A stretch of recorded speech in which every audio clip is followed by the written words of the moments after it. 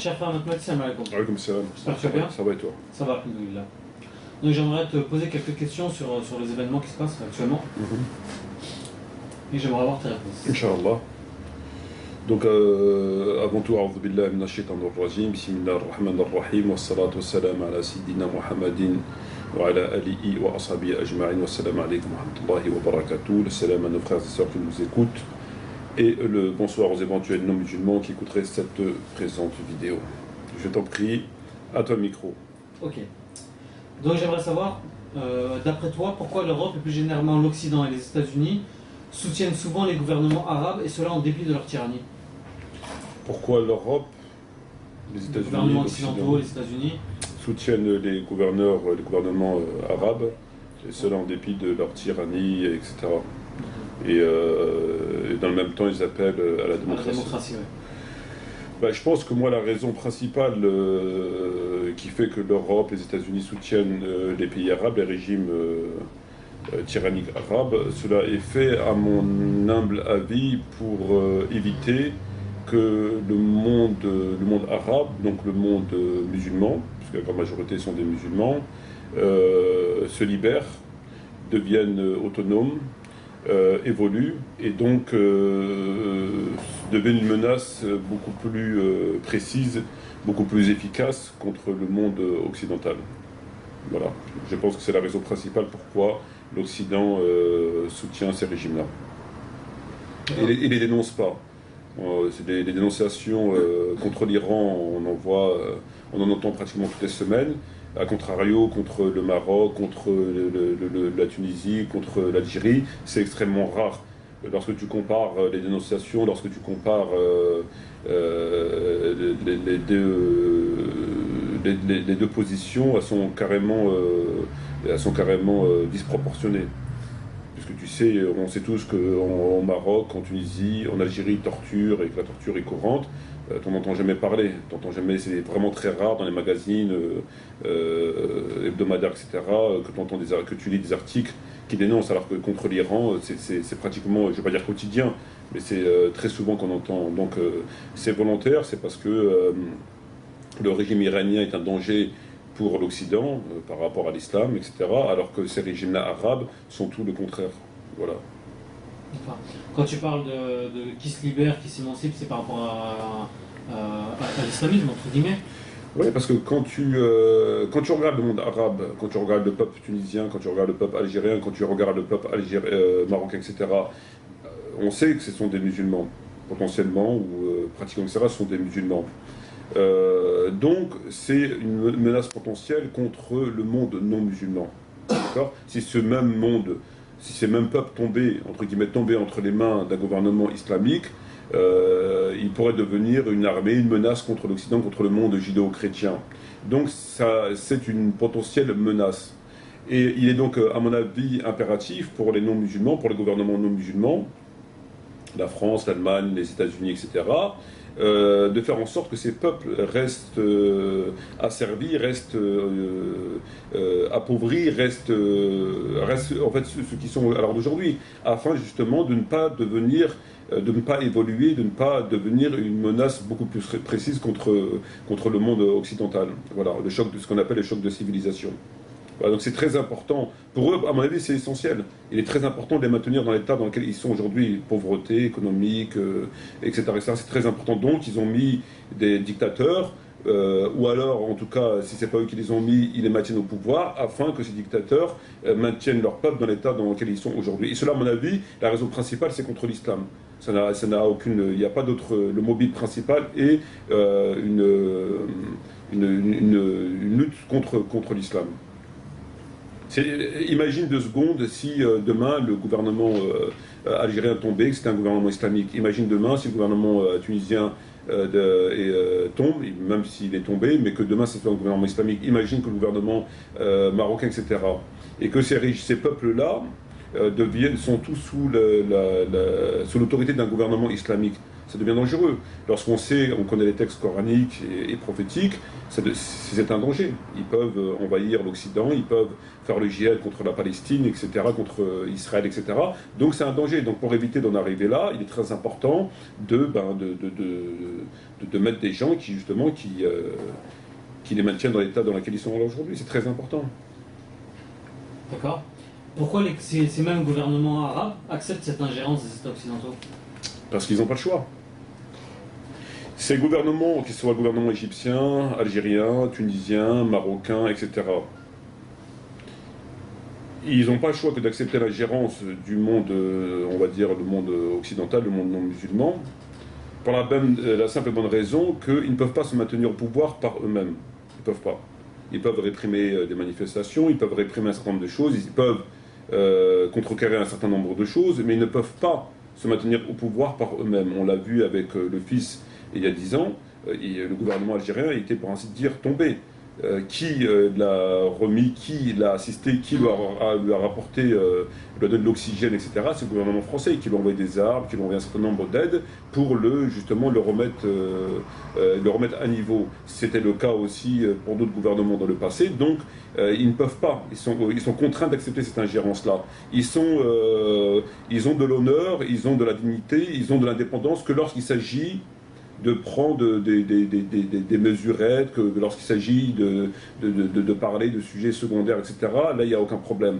Mais lorsque ça va au-delà, ils ne peuvent pas s'en sortir par eux-mêmes. Donc, ils sont contraints d'accepter l'aide occidentale à tous les niveaux afin de se maintenir au pouvoir. Ils n'ont pas le choix. S'il n'y avait pas l'Occident, s'il n'y avait pas la France, l'Allemagne, les États-Unis, etc., ces gouvernements-là seront tombés et depuis très longtemps. C'est eux qui font leur système de sécurité, c'est eux qui les conseillent, c'est eux qui leur donnent des armes, c'est eux qui font tout ça. Qui c'est qui fait les systèmes gouvernementaux dans les pays arabes? C'est les pays, c'est pas eux-mêmes, c'est les pays occidentaux. C'est eux qui font ce système-là. Il vient d'eux. Donc ils sont contraints, sinon ils n'existent plus, ils tombent. Et s'ils tombent, c'est pas bon pour... Tu vois bien comment les membres un grand nombre de politiques de gouvernement ont réagi par rapport à ce qui s'est passé en Tunisie. Tout de suite, qu'est-ce qu'ils ont dit? Ils ont parlé d'islamistes, etc., etc. Ils ont immédiatement réagi. Donc ça donne un petit peu la mesure de leur état d'esprit. Tout ça, c'est une lutte anticipée contre l'islam. C'est une lutte anticipée contre l'islam. Ils savent que ce sont des peuples musulmans, arabes musulmans, de différentes qualités, mais en tout cas musulmans, et donc il est très important de les... c'est comme en France, le système qu'ils ont fait avec les mosquées, le système qu'ils ont fait avec l'islam de France.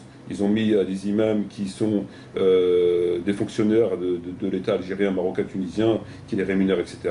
Ils ont tout cloisonné. Ils ont fait en sorte que l'islam de France soit cet islam et non pas cet islam. C'est exactement la même chose, c'est le même système. Voilà.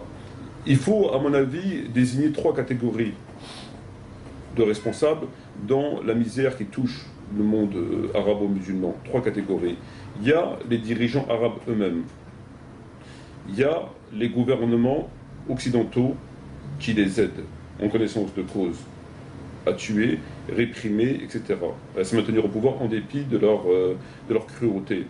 Il y a enfin la 3e catégorie, et c'est celle-là qui nous concerne, parce que les deux premières catégories ne sont pas de confession musulmane, les gouvernements arabes ne sont pas musulmans, tous les musulmans le savent, les gouvernements occidentaux le sont encore moins, et tous les musulmans le savent. La 3e catégorie, et c'est là où ça nous regarde nous en tant que musulmans, ce sont les soi-disant responsables musulmans, imams et compagnie, qui eux,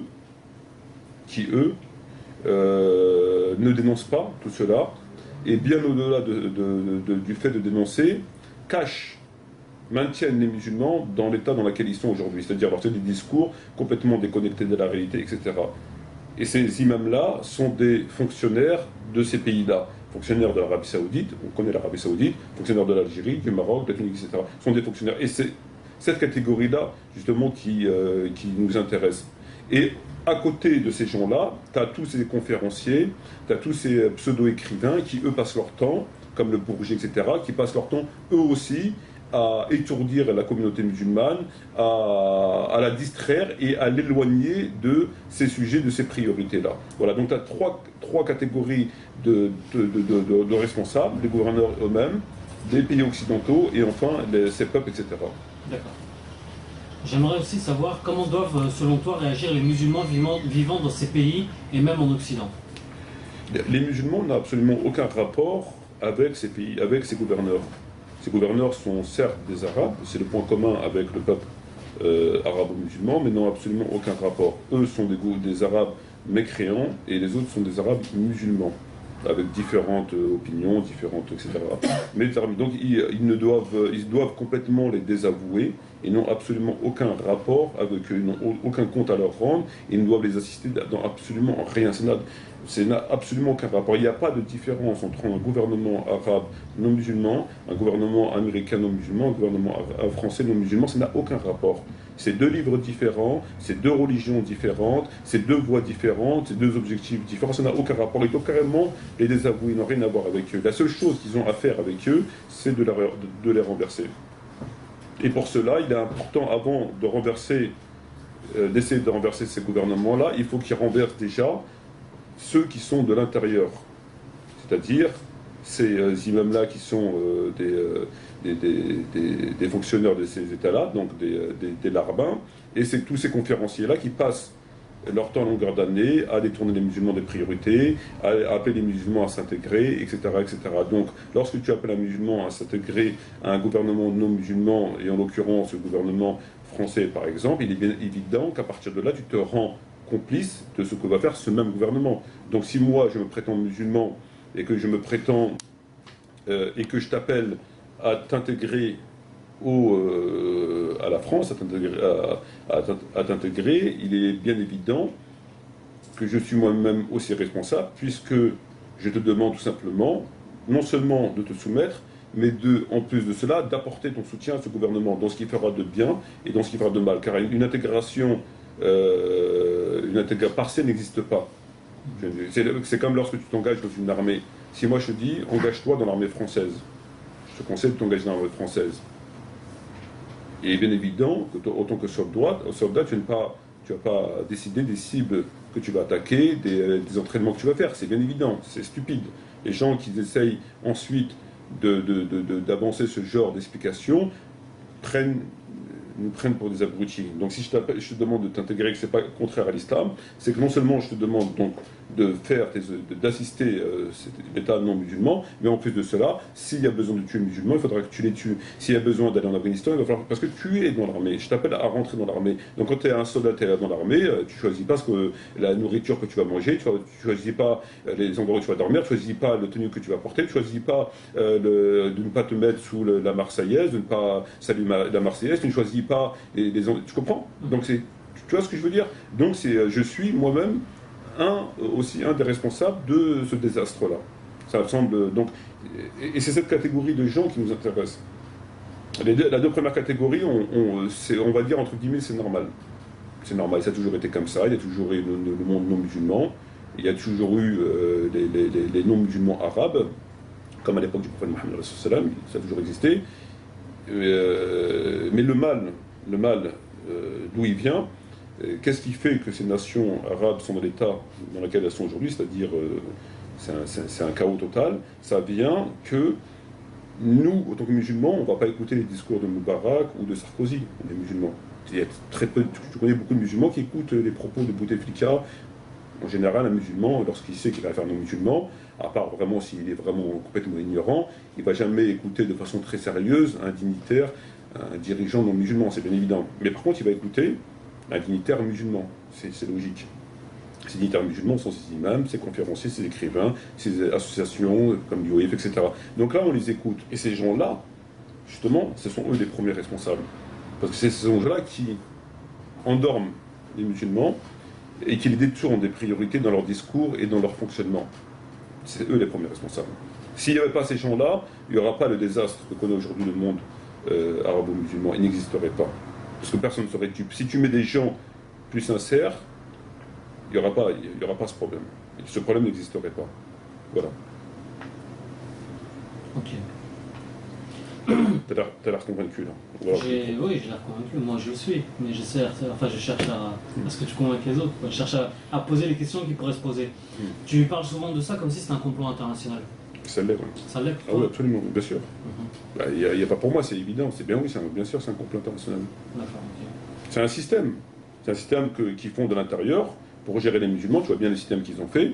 Des mosquées, on leur donnait des mosquées, on a enlevé les petites mosquées qu'on ne pouvait pas contrôler, on leur donnait des grosses mosquées afin de mieux les contrôler. On a mis ces gens-là qui, eux, t'as qu'à aller dans ces lieux pour voir de quoi ils parlent, la pluie du beau temps, ils sont complètement déconnectés. À l'entrée de ces mosquées-là, tu vois bien que souvent ils disent pas de politique dans la mosquée, ce qui est une hérésie qui se passe de commentaires.